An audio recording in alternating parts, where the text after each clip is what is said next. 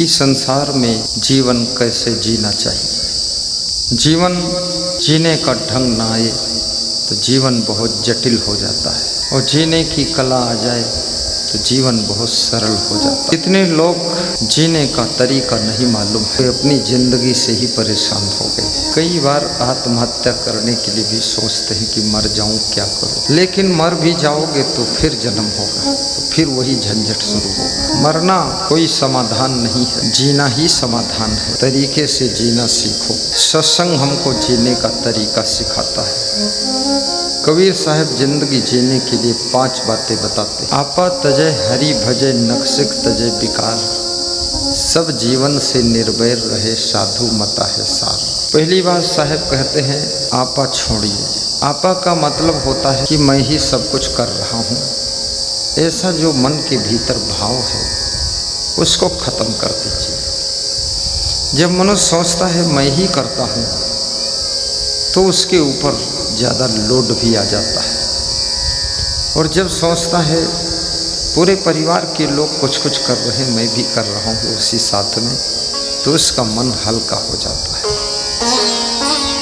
और जब मनुष्य सोचता है मैं ही कर रहा हूँ तो अभिमान भी आ सकता है कि मैं ही सब संभाले हूँ, अन्यथा चौपट हो जाएगा। परंतु ऐसा नहीं है। सभी लोग संसार छोड़ छोड़ कर एक एक करके विदा हो जाते हैं, और संसार यूं ही चलता रहता है। हमारा मिथ्या अहंकार है।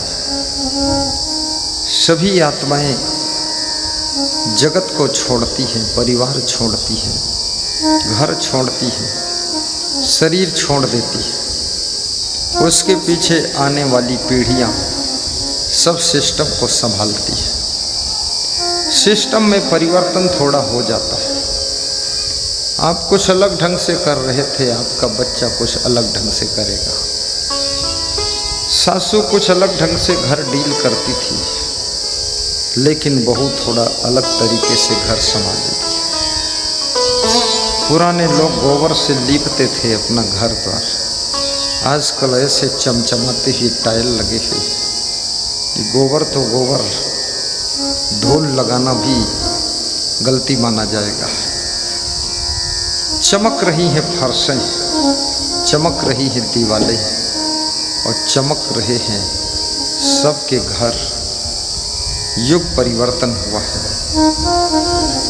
तो आपा तजय साहब कहते हैं आपा को छोड़ो, इस भावना को बदलो। सबके सहयोग से संसार की व्यवस्था चलती है। कोई भी कार्य एक व्यक्ति नहीं करता है। आपके सामने बल्ब टंगे हुई है,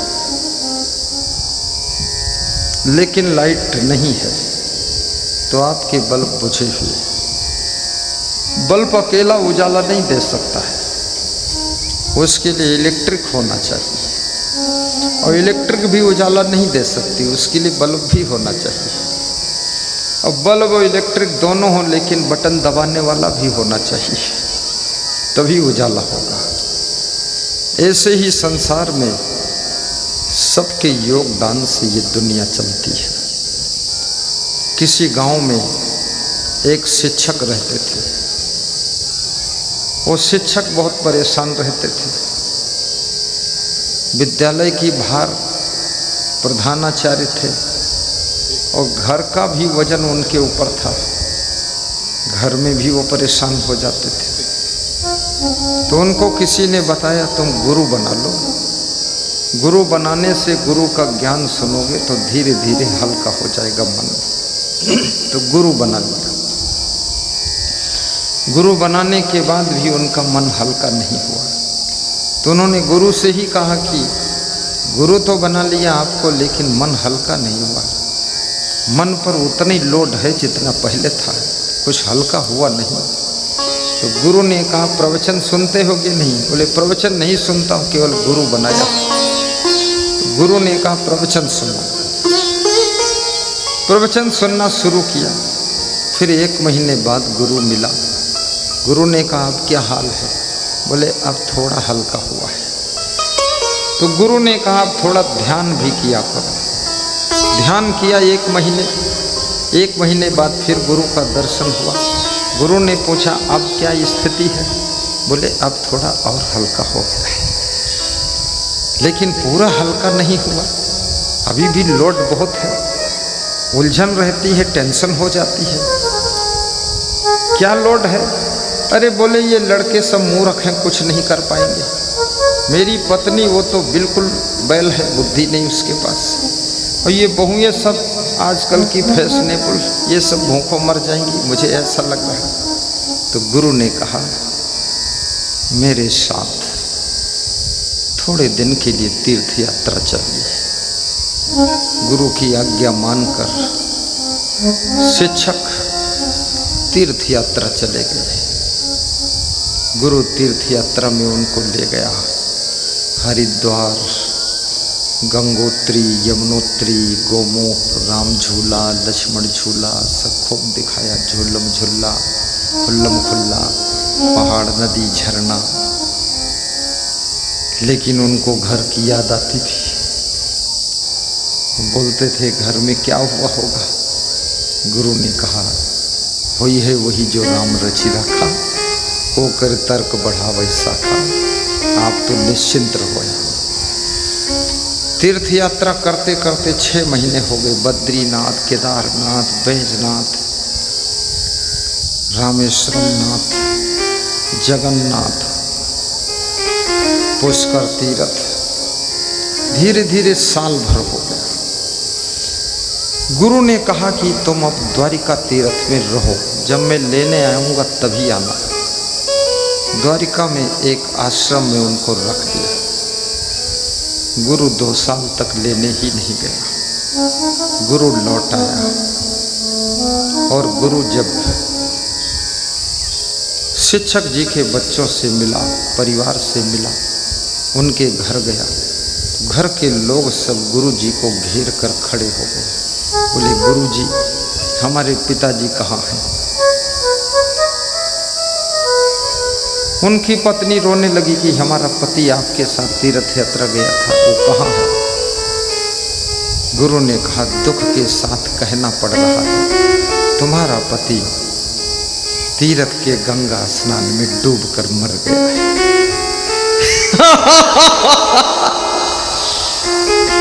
इसलिए गुरु के चक्कर में तीर्थ उरथ मत घूमना, डूबकर मर भी सकते हो। सबसे बड़ा तीर्थ तो सत्संग ही है। सत्संग में डूबोगे तो तर जाओगे, मर नहीं जाओगे। गुरु ने कहा कि तुम्हारे पति देव मर गए। बच्चों अब धैर्य करो, बर्दाश्त करो, गम खा लो। तुम्हारे पिताजी संसार छोड़कर चले गए, अभी अभी खबर आई।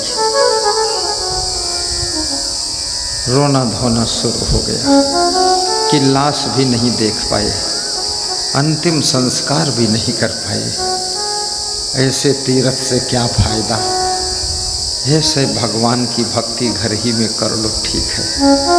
हमारे पति देव मर गए, अंतिम समय देखने को भी नहीं मिले। रोना धोना शुरू हो गया।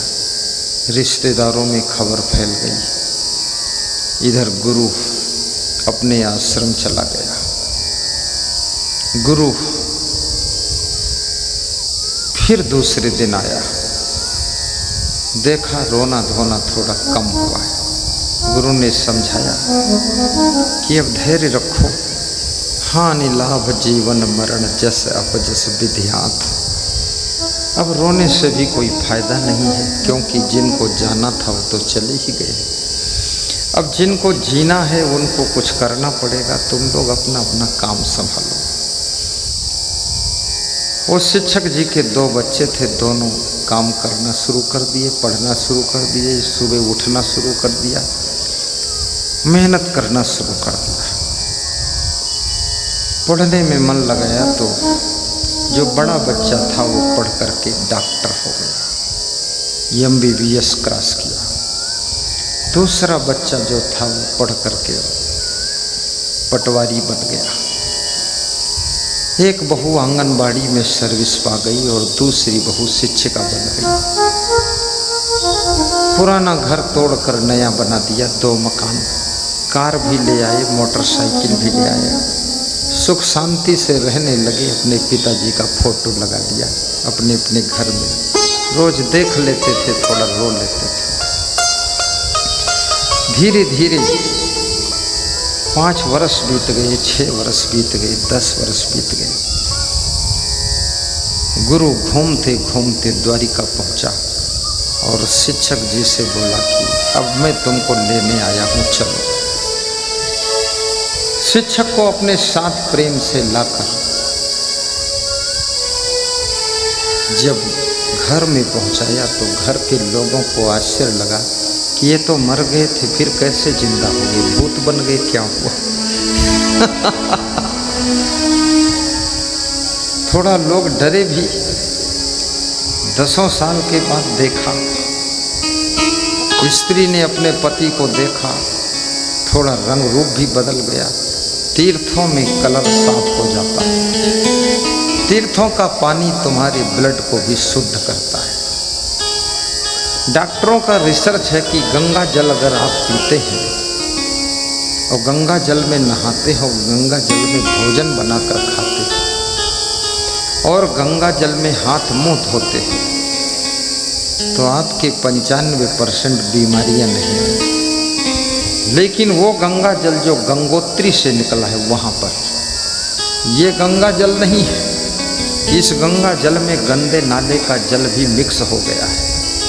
इसका जो है सारा प्रभाव बदल चुका है शक्ति, लेकिन वो शक्ति नहीं। अब गंगा में लोग मुर्दा डाल देते हैं, ये बड़ी गलत बात है। मुर्दा दूसरी नदियों में डालो। कोई गंगा में हड्डी बहा रहा, कोई पिंडदान कर रहा है और कोई फूल वूल सब उसी में डाल देता है, सब पानी को प्रदूषित कर दिया है। इसलिए गंगा के किनारे पूजा पाठ करने वाले पंडे पुजारी लोग भी गंगा जल की महिमा तो गाते हैं, सुनाते हैं, परंतु पानी जब पीना होता है तो मिनरल वाटर बोतल का पानी खोल कर पीते हैं, क्योंकि वे समझ गए हैं कि इसका पानी प्रदूषित हो गया है।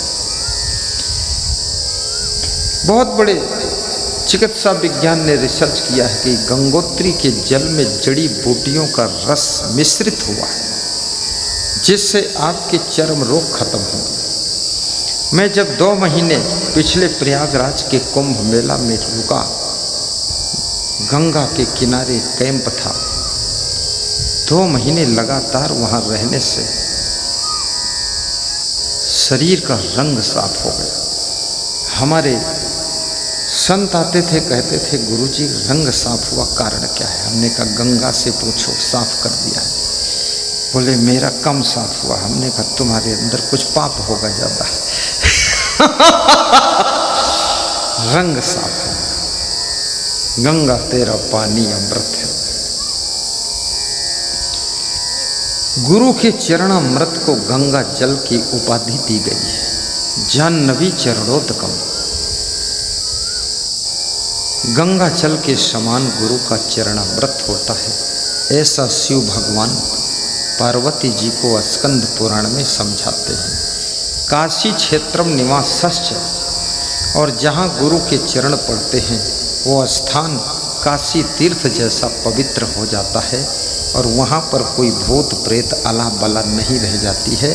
इसलिए वैराग्यवान, विवेकवान, ज्ञानवान, सद्गुणवान, सदाचारी, ब्रह्मचारी गुरु के चरण आपके घर में भी जाना चाहिए, चरण धूल भी जाना चाहिए और चरणामृत भी पहुंचना चाहिए।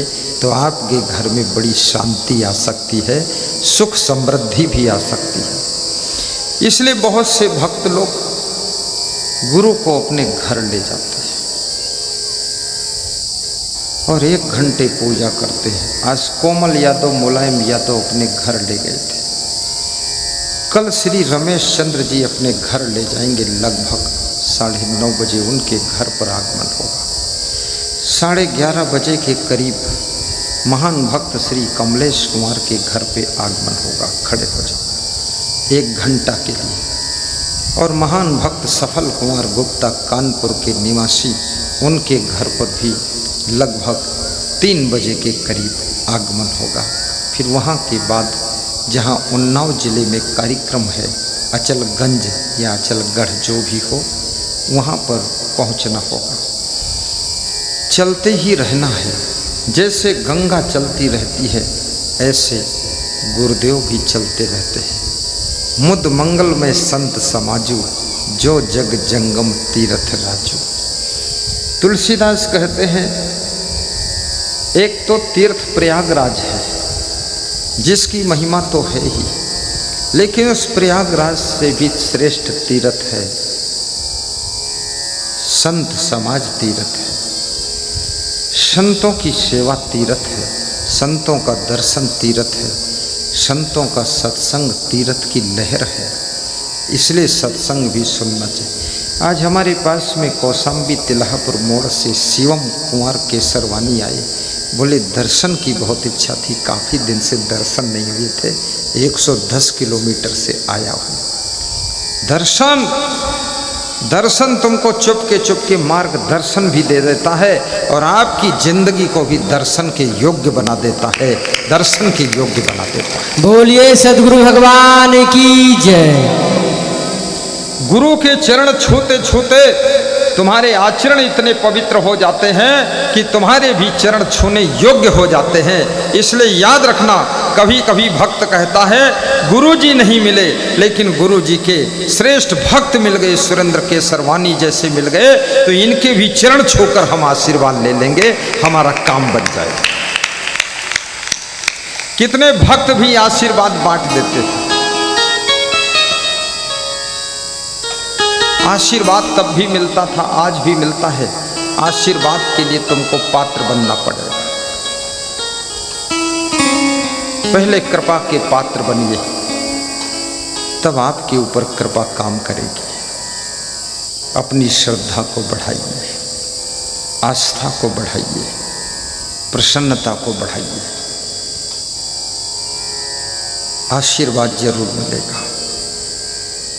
बहुत लोगों को आशीर्वाद मिला है। देवनाथ साहू कबीर धाम जिला छत्तीसगढ़ के भक्त ने आशीर्वाद मांगा है। कह रहे थे साइकिल से चलता था, आशीर्वाद मिल गया, कार आ गई है, उसमें चलता हूँ। राम बहादुर यादव बस्ती जिले के कह रहे थे अब इतना धन बरस गया है, आपको दान भी बहुत किया हूँ, लेकिन कार भी आ गई है और 10 लाख खर्च करके सत्संग और भंडारा भी करूँगा और मकान भी टाप का हो गया है।